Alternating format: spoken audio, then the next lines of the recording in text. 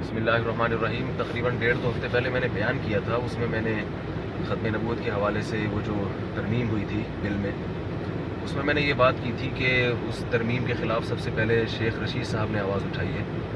تو اس پہ بہت زیادہ لوگوں کے اعتراضات بھی آئے اور خود بعض جمعیت ہی کے علماء نے اعتراضات کیے اور وہ کلپ بھی بہت زیادہ مشہور ہو گیا. 2.5 لاکھ تک تقریباً پہنچ چکا ہے وہ.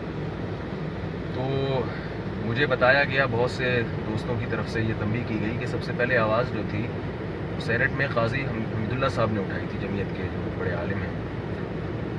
تو میں نے پھر بعد میں اس کی تحقیق کی تو وہ بات صحیح ثابت ہوئی کہ واقعی سینٹ میں سب سے پہلے آواز قاضی حمید اللہ صاحب نے اٹھائی تھی.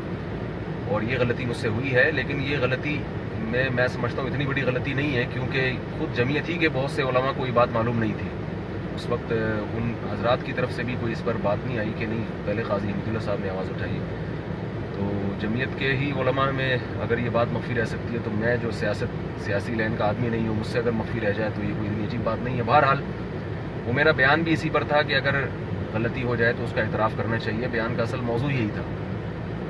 تو میں سمجھتا ہوں کہ مجھے بھی اعتراف کرنا چاہیے.